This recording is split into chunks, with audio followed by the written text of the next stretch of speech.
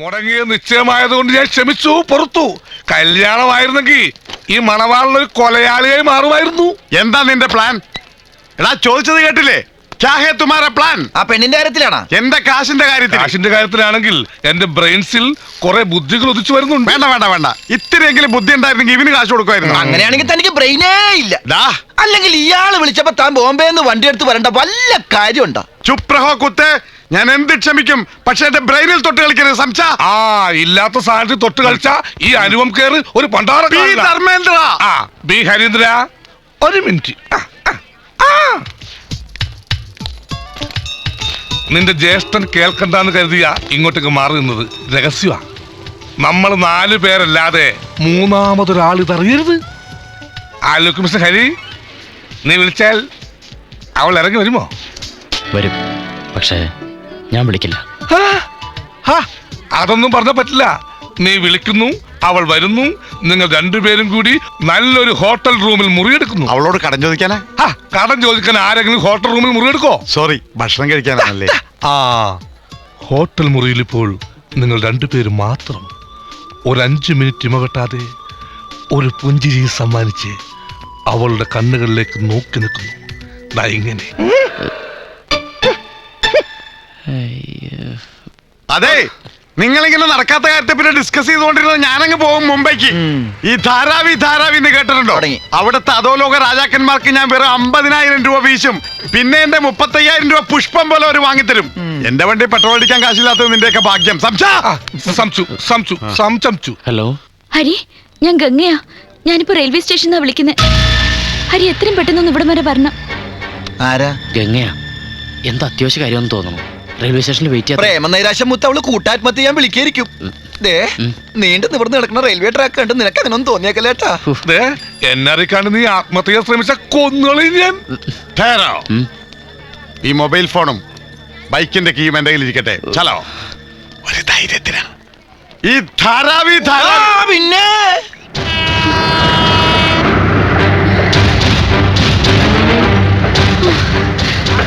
ഒന്ന് വേഗം വാ. ഞാൻ മംഗലാപുരത്തേക്ക് 2 ടിക്കറ്റ് എടുത്തിട്ടുണ്ട്. നമുക്ക് അവിടെ ചെന്നിട്ട് തീരുമാനിക്കാം പിന്നെ ഇങ്ങോട്ട് പോണെന്ന്. നീ എന്തായി പറയണേ? തൽക്കാലം നമ്മൾ ഇവിടെ വിട്ടു പോകുന്നു. എങ്ങോട്ട്? എങ്ങോട്ടെങ്കിലും, അല്ലാതെ വേറെ മാർഗമില്ല. ഡാഡി എനിക്ക് വേറെ കല്യാണം ആലോചിക്കുക. വാ. എന്നാലും ഒളിച്ചോടുന്നൊക്കെ പറഞ്ഞ പിന്നെ നമുക്ക് എന്താ ചെയ്യാൻ പറ്റുക? ഒരു 3 മാസം ഇവിടുന്ന് മാറി നിന്നാ മതി. അപ്പോഴേക്കും ഡാഡിയുടെ മനസ്സ് മാറും. അതിൽ കൂടുതലൊന്നും എന്നോട് വാശി കാണിക്കാൻ ഡാഡിക്ക് പറ്റില്ല. നിനക്കറിയാലോ ഗംഗെ, ഞാനിവിടെ കടത്തിന് മേൽ കടമായിട്ട് നിൽക്കുക. ഈ അവസ്ഥയിൽ എനിക്ക് ഇവിടുന്ന് മാറി നിൽക്കാൻ പറ്റില്ല. ഇവിടെ നിന്നാ കടം തീർക്കാൻ പറ്റുമോ? ആരെ കൊന്നിട്ടായാലും കടം തീർത്തല്ലേ പറ്റൂ.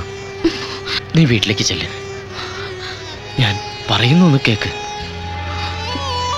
ഹരി എൻ്റെ ഒപ്പം വന്നാലും ഇല്ലെങ്കിലും ശരി, ഞാൻ ഇനി എൻ്റെ വീട്ടിലേക്കില്ല. ഹരിക്ക് വേണമെങ്കിൽ ഈ ബന്ധം എവിടെ വെച്ച് അവസാനിപ്പിക്കാം. പക്ഷേ പിന്നീട് ഒരിക്കലും നിങ്ങൾ എന്നെ കാണില്ല.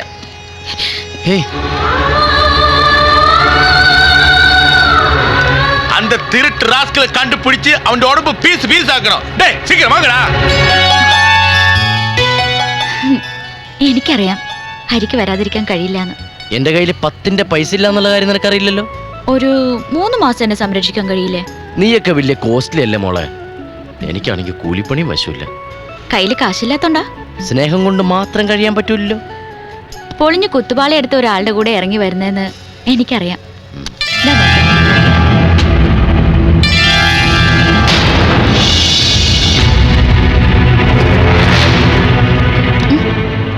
ഇതെവിടുന്നാ?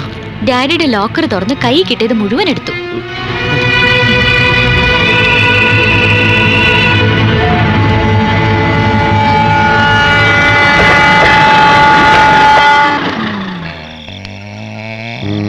ഉറങ്ങിയില്ലേ?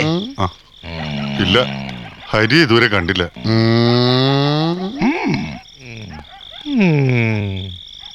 അയ്യോ, എന്നെ തല്ലേ, ഞാൻ ഇന്നപ്പുറം കാട്ടുന്നില്ല സാറേ.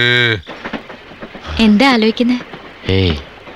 എന്നെ കാണാണ്ട് കാരണാട്ടം വിഷമിക്കുണ്ടാവും.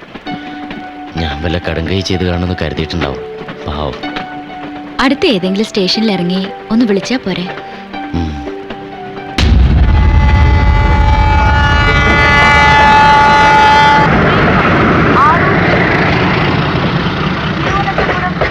ಮಂಗಲಾಪುರಂ ವರೆಗೂ ಹೋಗುವ ಮಂಗಳೂರು ಎಕ್ಸ್‌ಪ್ರೆಸ್ 1ನೇ ಪ್ಲಾಟ್‌ಫಾರಂನಲ್ಲಿ ಬರುತ್ತಿದೆ.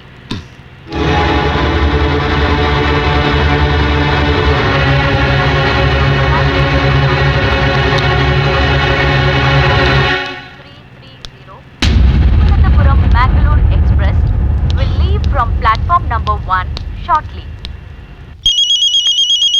ഇത് അവന്റെ ഫോണാ. ഇവിടെ എവിടെയോ ഉണ്ട്. ആ ആൻഡ്രോയിഡിന്റെ പോക്കറ്റില്ല.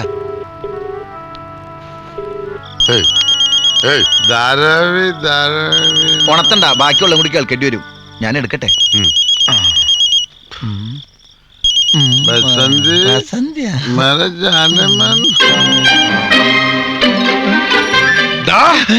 നീ ഇത്തരക്കാരനാന്ന് ഞാൻ വിചാരിച്ചിട്ടാ. നിനക്കുള്ള അച്ഛനാങ്ങളമാര് ഇയാളുടെ അവസ്ഥ ഇതാണെങ്കിൽ അല്പ സൗന്ദര്യമുള്ള എന്റെ അവസ്ഥ എന്താണ്?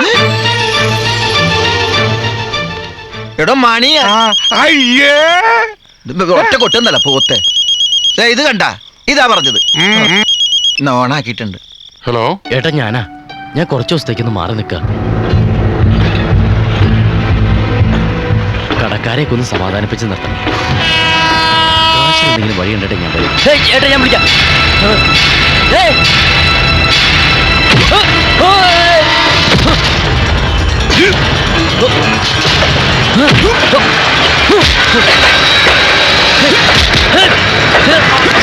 പെട്ടി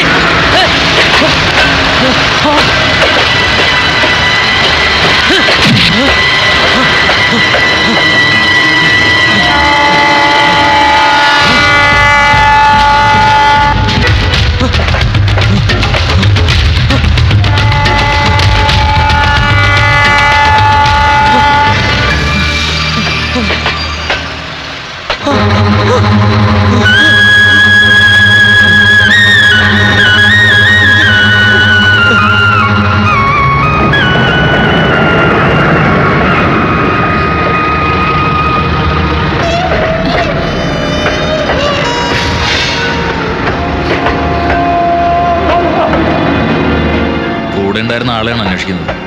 അയാൾ കഴിഞ്ഞ സ്റ്റേഷനിൽ പെട്ടിയെടുത്ത് ഇറങ്ങി പോയല്ലോ.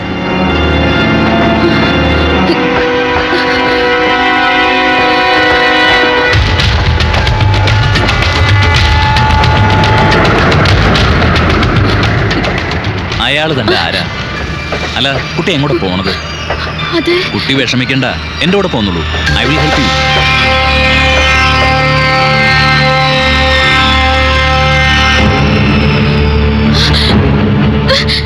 ഏയ്, എവിടെ പോന്നു?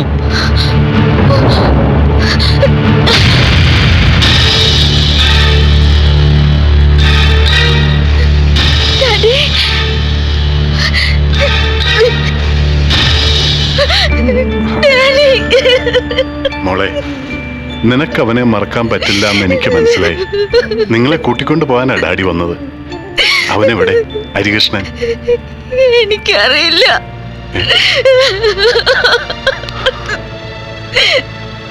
മോള് വാ.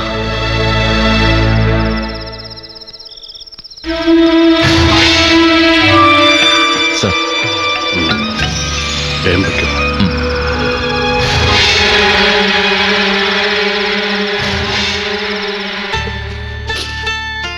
കുറച്ച് പണം നഷ്ടപ്പെട്ടെങ്കിലും അവനൊരു കള്ളനാണെന്ന് മനസ്സിലാക്കാൻ കഴിഞ്ഞില്ലേ? എന്റെ സ്ഥാനത്ത് ഈ സിറ്റുവേഷനിൽ മറ്റൊരാളായിരുന്നെങ്കിൽ നിന്നെ കൊന്നുകളഞ്ഞേനെ. മനസ്സിലായിക്കോ?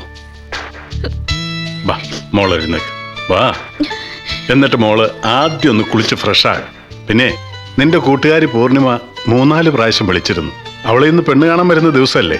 മോൾ അവിടെ ഉണ്ടാവണ്ടേ? ചെല്ല്, പോയി ഫാസ്റ്റായിട്ട് ഡ്രസ്സപ്പ് ചെയ്ത് പഴയ ഗംഗയായിട്ട് വാ. ചെല്ലു മോളെ. ആ